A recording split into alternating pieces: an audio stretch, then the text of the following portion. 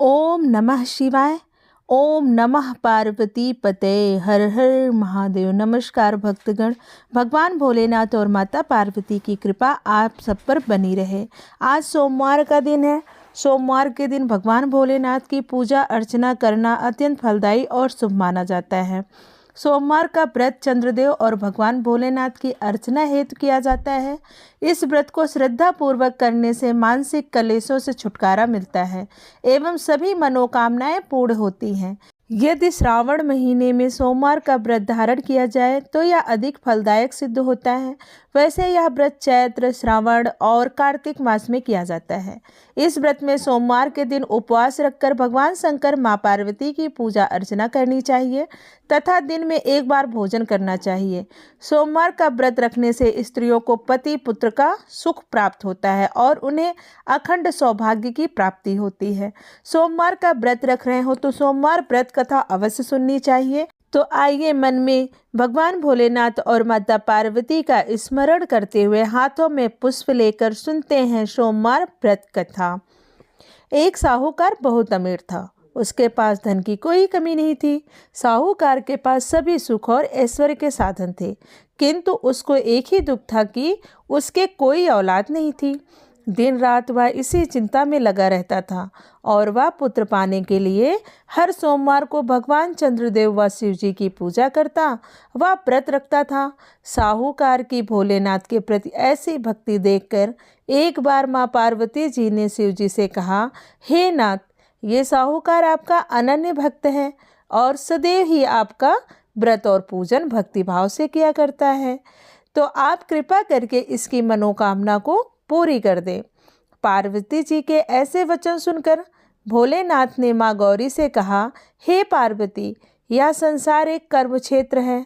यहाँ जो भी जैसा कार्य करता है उसे वैसा ही फल मिलता है, अर्थात जैसा कार्य मनुष्य करता है वैसा ही परिणाम भोगता है। किंतु माता पार्वती आग्रह पूर्वक बोली, हे महादेव, यह आपका अनन्य भक्त है। यदि इसको कोई भी दुख है तो आपको उसे अवश्य दूर करना चाहिए।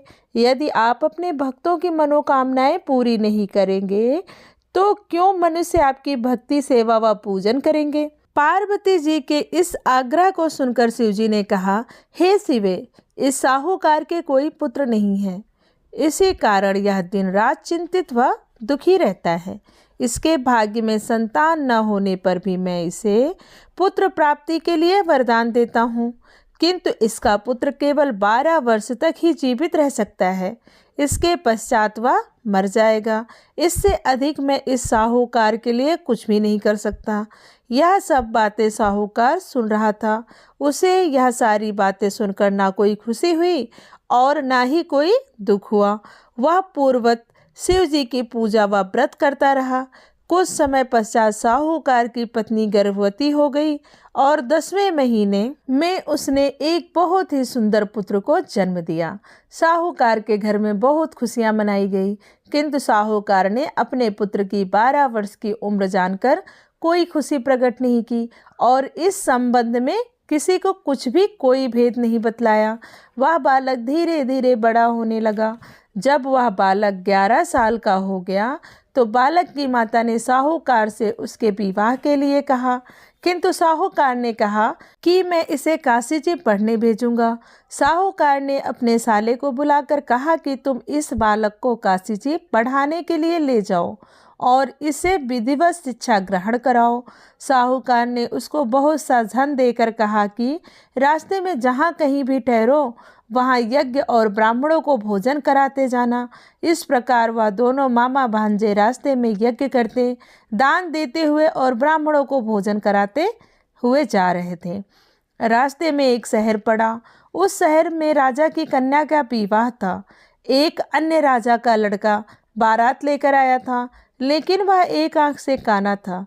लड़के के पिता को इस बात की चिंता थी कि वर को देखकर कन्या के माता पिता विवाह में किसी प्रकार की अड़चन न डालें। इसी कारण जब उन्होंने साहूकार के अति सुंदर बेटे को देखा तो उनके मन में विचार आया, क्यों न इस लड़के से विवाह का कार्य पूर्ण करा लिया जाए।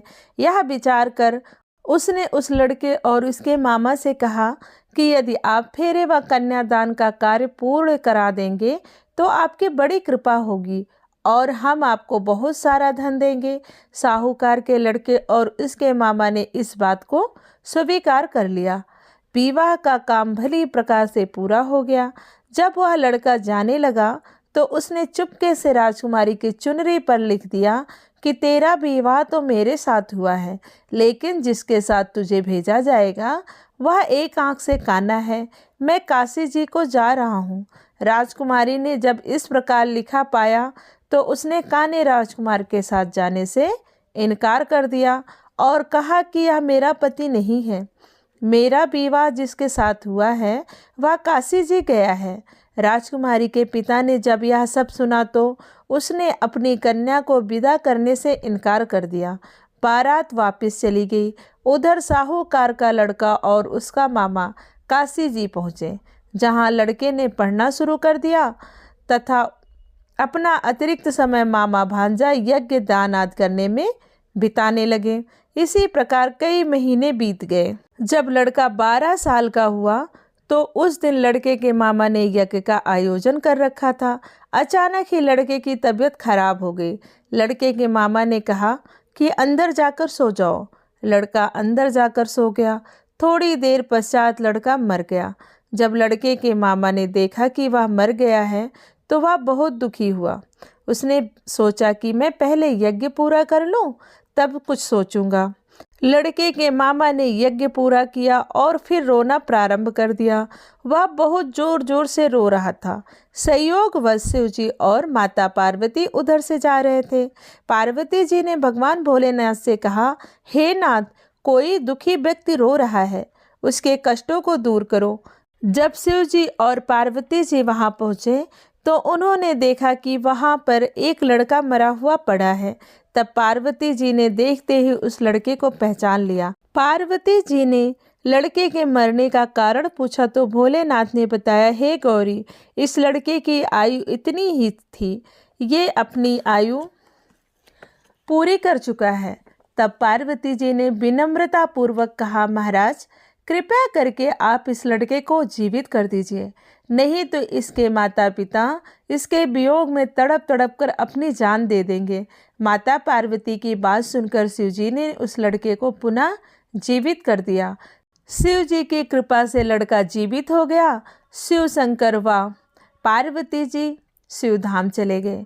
शिक्षा पूरी होने पर लड़का और उसका मामा पहले की तरह यज्ञ करते हुए ब्राह्मणों को भोजन तथा दक्षिणा देते हुए अपने घर की ओर चल दिए। रास्ते में दोनों उसी शहर में आए जहां पर लड़की की शादी हुई थी। वहां पहुंचकर दोनों ने यज्ञ करना शुरू कर दिया। जब वे दोनों यज्ञ कर रहे थे तो उस लड़के के ससुर यानी वहां के राजा ने, जो उधर से घोड़े पर बैठकर अपने सेवकों के साथ जा रहा था, उसने लड़के को पहचान लिया। राजा ने महल में ले जाकर दोनों की खूब सेवा की। कुछ समय बाद राजा के महल में रहने के बाद लड़के ने राजा से जाने की आज्ञा ली। राजा ने अपनी लड़की को लड़के के साथ विदा किया और साथ में बहुत सा धन एवं दास दासियों को भी भेजा। जब वे अपने शहर में आए तो लड़के के मामा ने कहा, पहले मैं तुम्हारे माता पिता को तुम्हारे आने की खबर सुना आता हूँ, तब तक तुम पत्नी सहित यहाँ आराम करो। ऐसा कहकर लड़के का मामा साहूकार को अपने पुत्र के आने की खबर देने चला गया। घर जाकर उसने देखा कि उसके बहन और बहनोई छत पर बैठे हुए हैं और उन्होंने यह प्रण कर रखा है कि यदि उनका पुत्र जीवित लौट आया तो वह छत से नीचे उतर आएंगे, नहीं तो छत से कूदकर अपने प्राण त्याग देंगे। लड़के के मामा ने जब यह समाचार उन्हें सुनाया कि उनका लड़का जीवित लौट आया है तो उन्हें विश्वास नहीं हुआ। तब लड़के के मामा ने शपथ खाकर कहा कि आपका पुत्र अपनी स्त्री और बहुत से धन और दास-दासियों सहित घर आया है। तब साहूकार और उनकी पत्नी छत से नीचे उतर आए तथा प्रसन्नता के साथ अपने बेटे और बहू का स्वागत किया। सभी प्रसन्नता के साथ रहने लगे।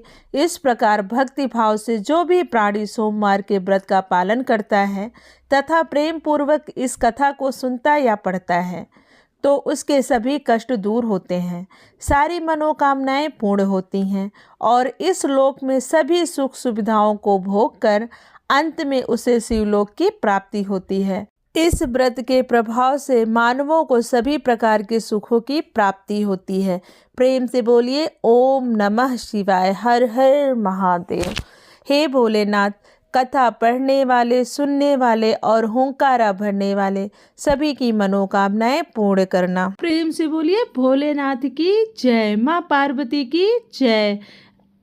अगर आपने कथा का श्रवण किया है तो कमेंट में ओम नमः शिवाय जरूर लिखिए और वीडियो को लाइक कीजिए, शेयर कीजिए और चैनल को जरूर सब्सक्राइब कर लीजिए ताकि सभी व्रत त्योहारों की कथा आपको आसानी से मिल सके। धन्यवाद। राधे राधे। जय माता दी।